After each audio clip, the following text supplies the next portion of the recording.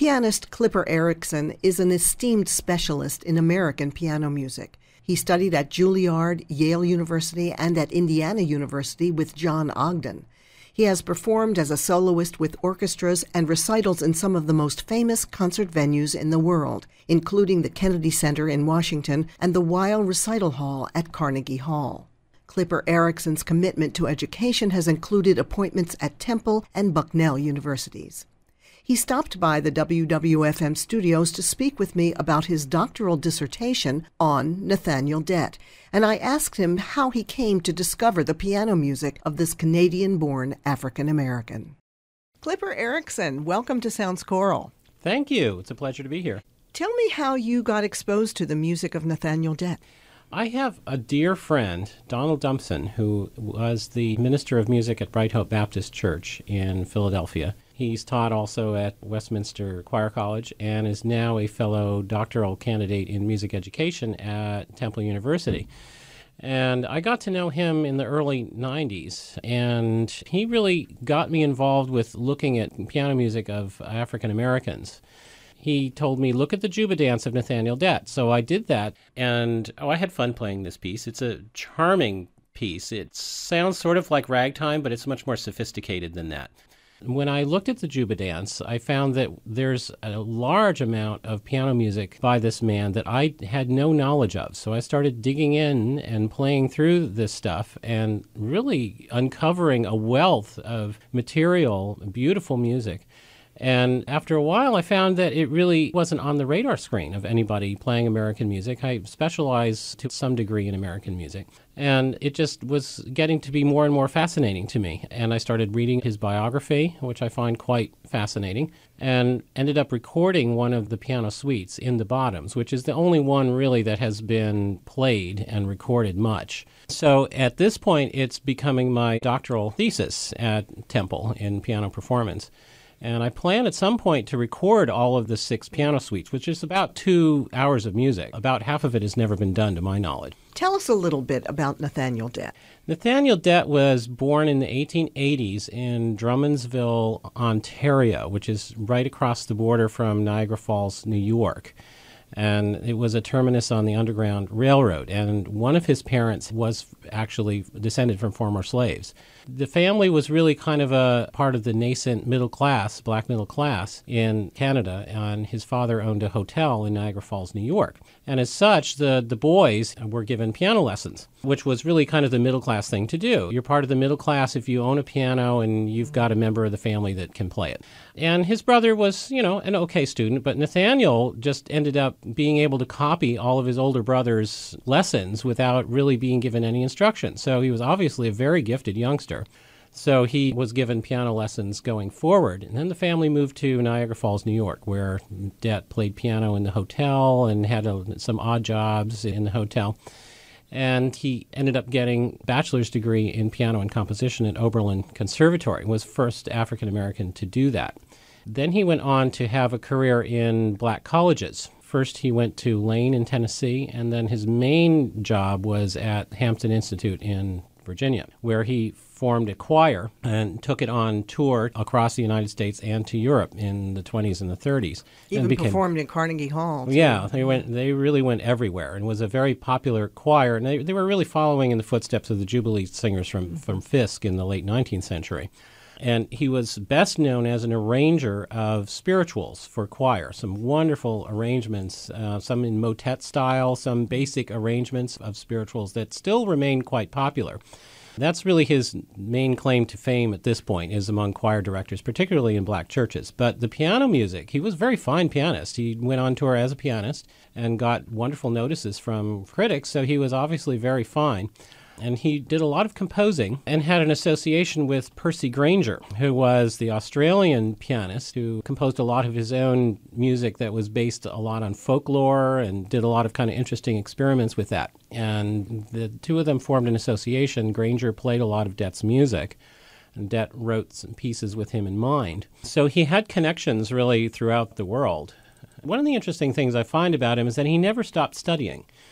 He was involved in some kind of degree program almost until the end of his life. He studied at first at Oberlin, of course, and then went on to Harvard to take classes there. He went to Paris to study with Nadia Boulanger, which was a very common path for aspiring American composers at the time. But I don't think that was particularly a large influence on him because he really didn't follow in the same footsteps as American composers at that time. He was kind of in his own world compositionally, and I think that's an artifact of segregation too, is that he was in his own creative world, which I find very interesting because some really wonderful music comes from people who are in their own creative worlds. Charles Ives comes to mind. Sure. He also went on to get a master's degree at Eastman. Yes, he got a master's degree at Eastman, and this was after he already had honorary doctorates from Oberlin and Howard. So he was always wanting to improve his craft. You've established a particular expertise in American music. What led you to that kernel of the piano repertoire?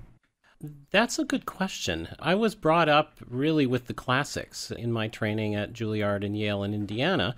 So I played Liszt and Beethoven and Chopin and Rachmaninoff, and I really didn't play that much American music. One of the first pieces I played was the Sonata by Samuel Barber, which actually I'm playing again in England in March.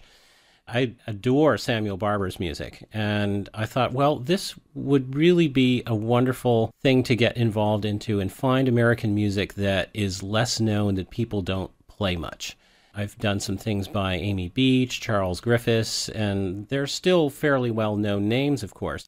The CD that we're going to excerpt has music by Nathaniel Dett and also by African-American archivist and composer John Work, among others. Tell us about Nathaniel Dett's suite, In the Bottoms.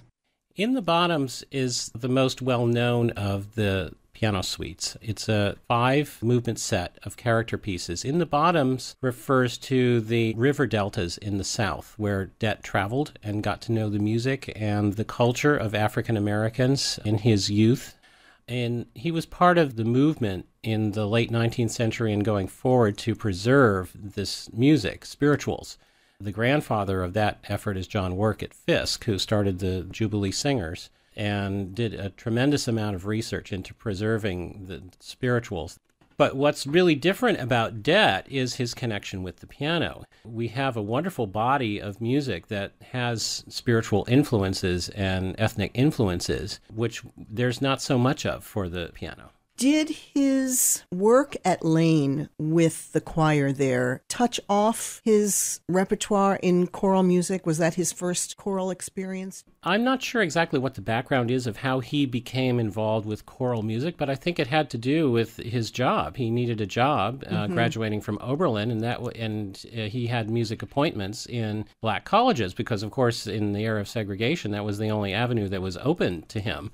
He, in fact, was the first African-American to graduate from Oberlin. So his career was really all in black academia.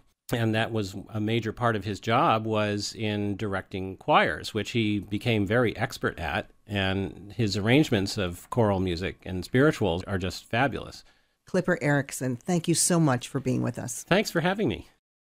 That was Clipper Erickson speaking with me about his doctoral dissertation on Nathaniel Dett. Before we go back to Dett's choral music, let's listen to a recording by Clipper Erickson from the piano suite In the Bottoms. We'll hear Prelude Night, his song, and the famous Juba Dance.